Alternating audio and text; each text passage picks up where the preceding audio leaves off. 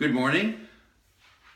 I'm Gar from the BX. For those of you who are joining us for the first time, in case you don't know what BX stands for, it's hood speak for the Bronx, New York. My early formative years, until I was 13, were spent in the incredible world of the Bronx, in the hood.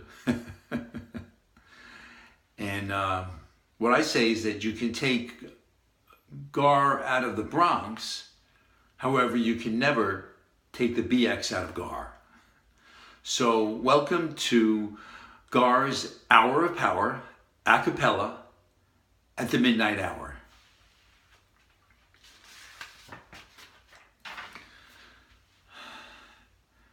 Our purpose, my organization's purpose, it's a nonprofit, it's a 501c3, which means that if you so desire to donate to it, donate $1, 50 cents, whatever, it's totally 100% tax deductible.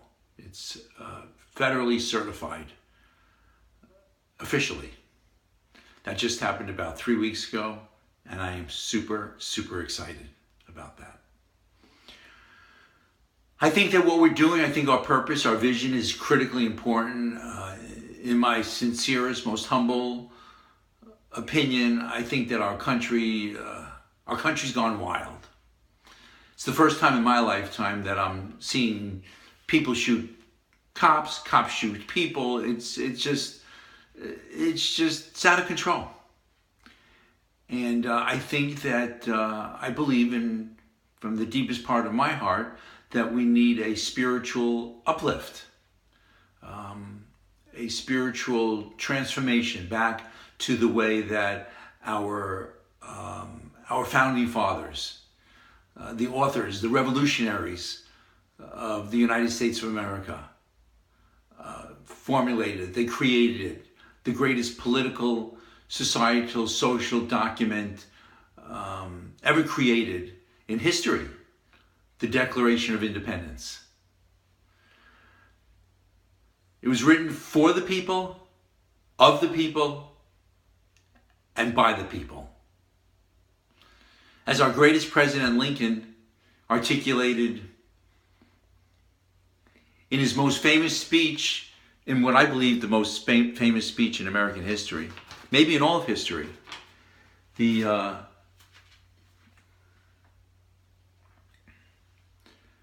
Emancipation Proclamation.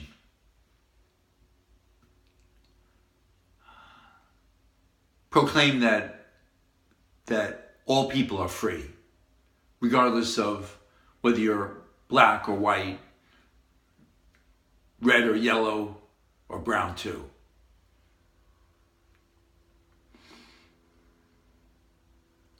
So here's our contribution to a continuation or a rebirth of our founding fathers'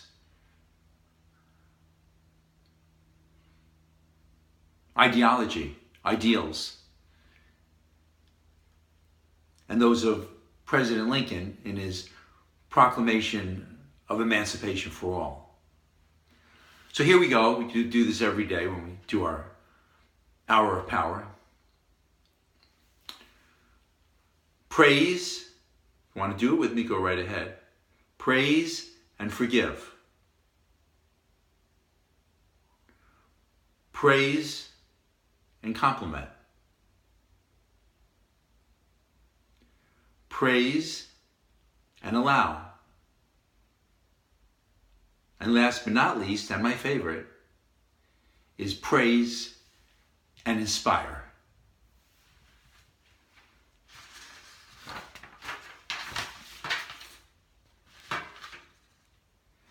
How can you do this? Well, we've set up a challenge. It's called the Save a Life a Day Heart Challenge. And we've put $100,000 into the pool. So we're sort of bribing everybody to be kind.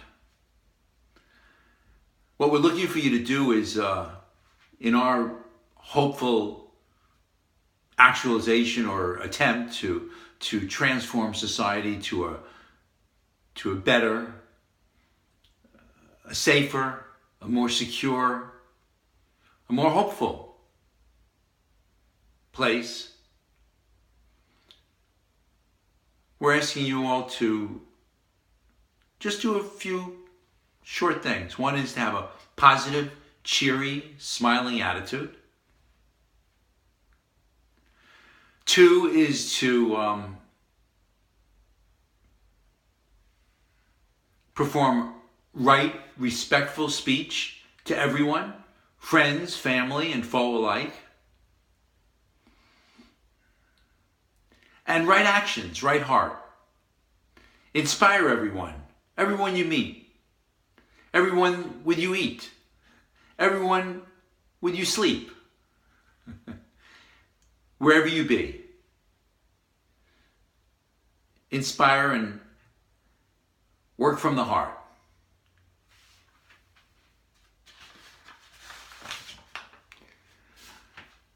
A little apropos, I think, to what's going on in today's society is two sayings that I just found in my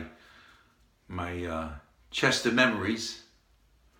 One is, when a person is given a chance to state his views without the threat of a judgment or advice, even if his listener does not agree, that's the first step toward creating good feelings. This allows for discussion and problem solving. And what piggybacks right onto that is, when you hate someone so much that it permeates your entire physical, mental, and spiritual being, take a deep breath. Hold it, kind of like this.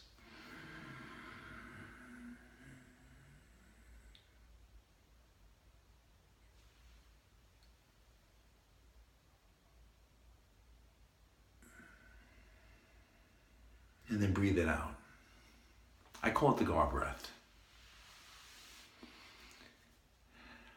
You get to know him or her much better. You'll get much closer. And I guarantee you, you'll no longer hate them.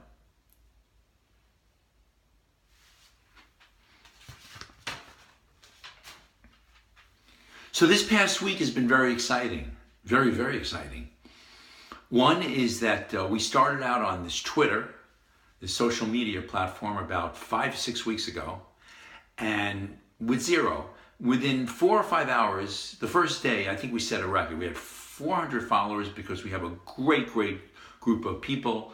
I think they're called October, in another continent.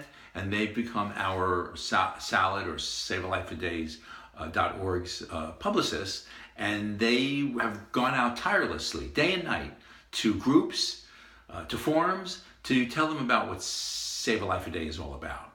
And now, 5 weeks later, maybe 6 weeks, we have just over 17,000 Twitter followers, and that's organic. I know you can buy a lot of this stuff, but we're talking about organic people. I mean, people. 17,000. My goal is to have 100,000 on a certain date. I'm not going to say that date right now,